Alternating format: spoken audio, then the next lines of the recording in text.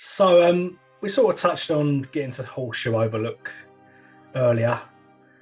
So we go from that point. So obviously from that point, you're trying to make money. Basically, Dutch has always got a plan. It seems, and I believed him at the start. Did you? Did you always believe him? I know. Yeah, I kind of got sucked into his character as well.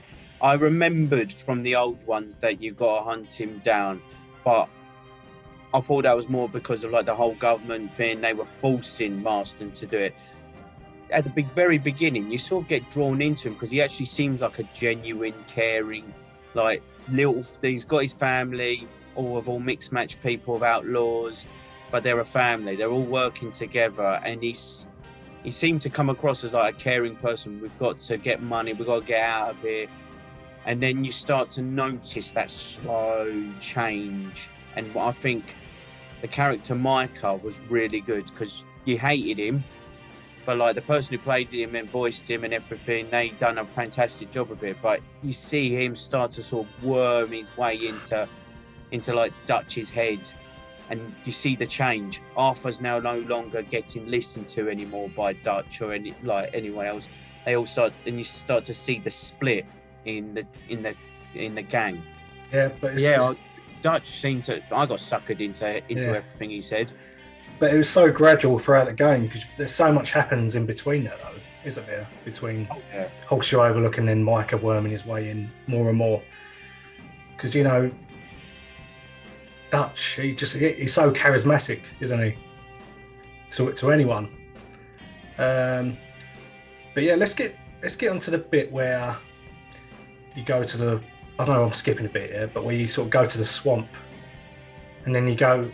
Sorry, let's go back to the Braithwaite Manor mission because that's just before the swamp, isn't it? I know you said you loved that earlier, and then they go to the swamp just after that, and then go to Saint Denis, don't they? Rescue the boy. Yes. Yeah. Sorry, I muddled myself up there. So let's get to that bit. Angelo Bronte.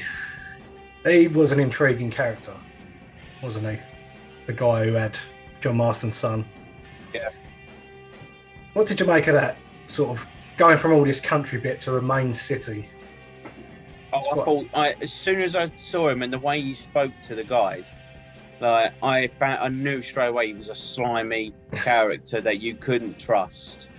But he seemed to look after little Jack. Jack was like saying that he got fed like spaghetti and had slippers and things like that, stuff that he's never had before, and he seemed to get looked after. But just the way he come across to John, to Dutch and everyone.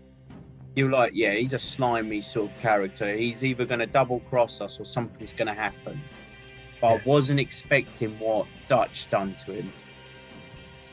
Oh, yeah. You remember that, yeah? Cool, that's brutal. That is brutal. Feed him to the alligators. They basically drowned him for a bit and then just whoop, like that. Yeah. I was like, I think that was near that point. That's when you started to see the change in Dutch. Because Arthur always said, like, we're not killers. Like, they've had to obviously kill to survive and stuff like that. They're outlaws. But what was it? They go, well, murder's not a revenge isn't a something we can afford or something like that. But Dutch seemed to change at that point. Like, he started to just kill more people than he had ever done before. Yeah. He was starting. He was on the brink. Making that change from a charismatic leader to someone who only cares about getting the money and getting out of there and caring about himself ultimately. But that was a crazy scene, feeding him to the alligators.